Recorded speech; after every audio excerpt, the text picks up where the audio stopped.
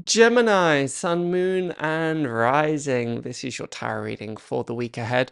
As ever, please take what's helpful, leave what isn't. Always get the messages to fit into your life rather than trying to get your life to fit around the messages. A couple of questions to start with this week for your reading. Number one is, how's your self-care at the moment? And number two, have you lost sight of your long-term plans or your long-term goals? Or indeed, do you know what your long-term plans and long-term goals are? There's such an extreme parallel and overlap between this reading and Taurus's. I think in some ways as well, Virgo, and I'll explain a little bit as to why. The reason I mention that is just to reassure and reiterate that you're not alone in some of these feelings. It is something that is happening within the collective. So you can give yourself a little bit, cut yourself some slack and ease off a little bit from the self-damnation that may be arising from there.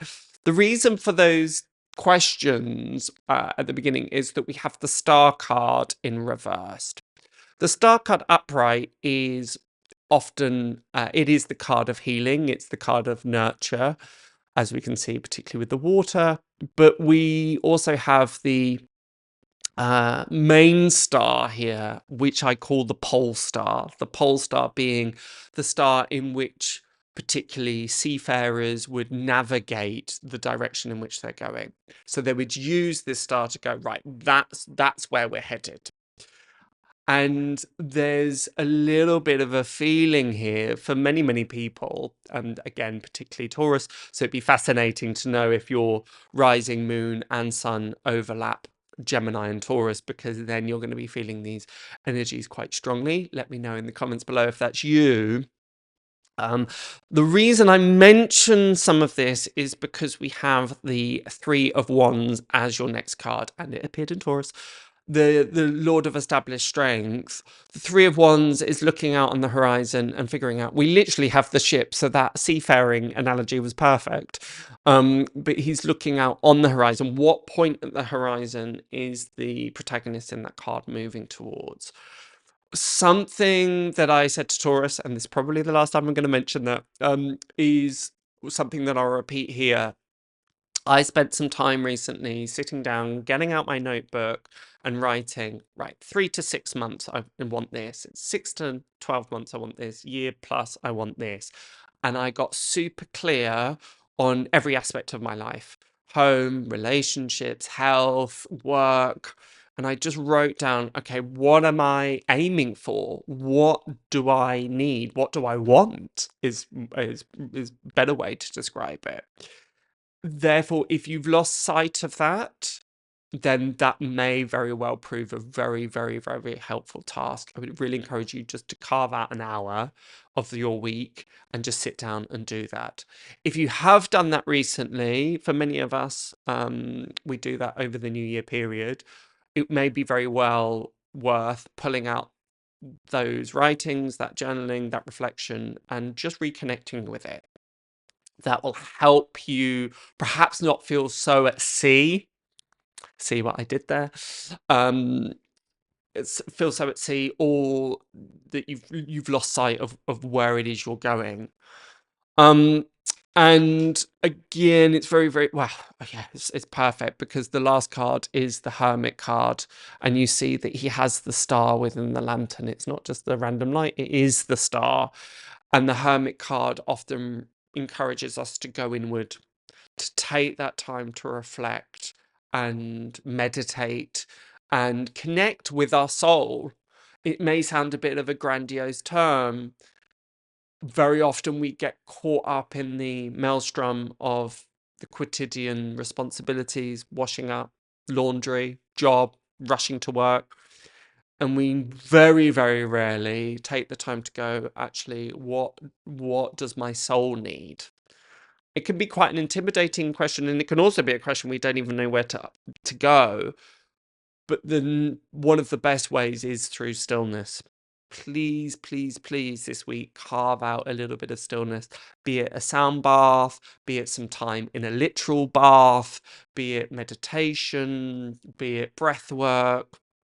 What are you doing this week to connect with your spiritual self and your spiritual side?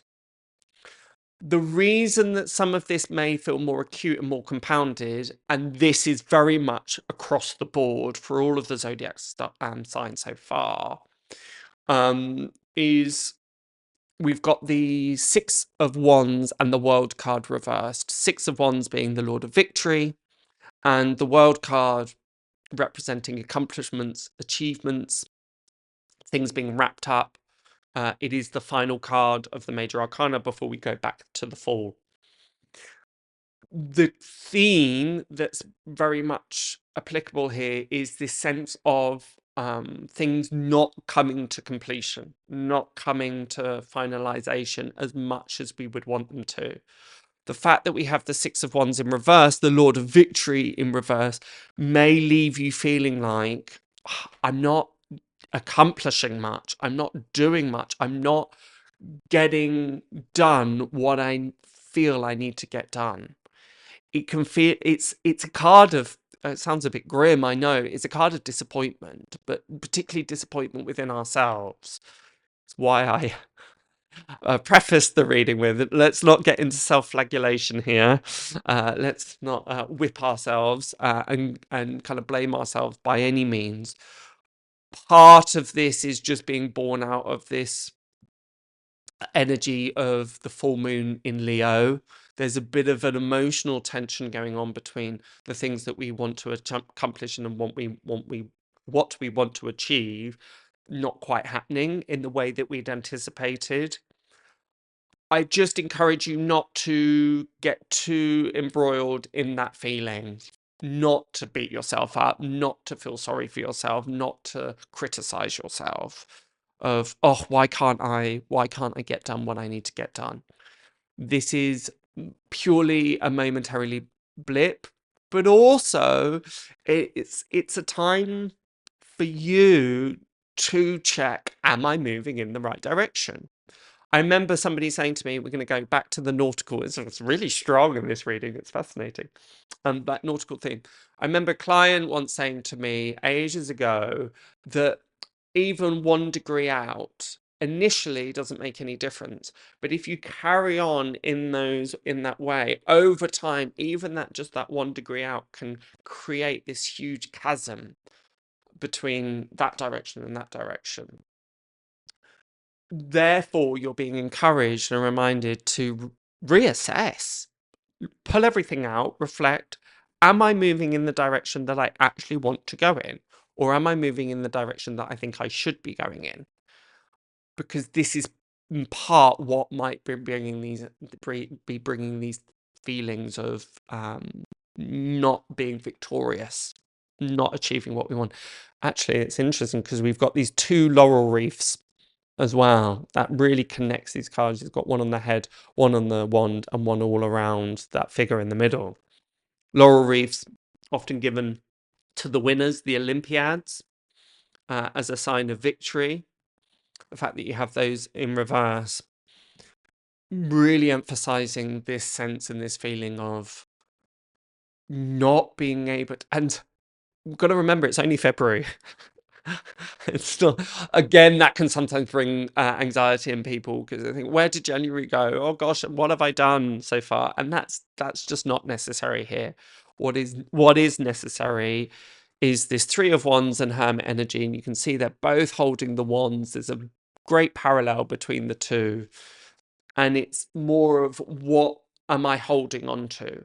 What is my guiding staff? What supports me? What gives me security, solidity? What is my crux? And particularly, what is my long-term goal? And also, in amongst this, looking at, how am I best taking care of myself? What am I doing to nourish myself? Particularly if you're finding yourself slipping into this slightly damning mindset. So that is my reading for you. I would really encourage you to look at your moon sign and your rising sign, and particularly encouraging people to look at their moon signs at the moment, partly because we've got this full moon coming up, but also we've got this big call for this internal world. If you have no idea what I'm talking about, or you don't know how to find out your moon sign, no problem, we've got you covered. All you need to do is check the pinned comment below and just read that, and there's a link and you can find out for free what your moon and rising sign are, and then you can get a 3-part reading each week.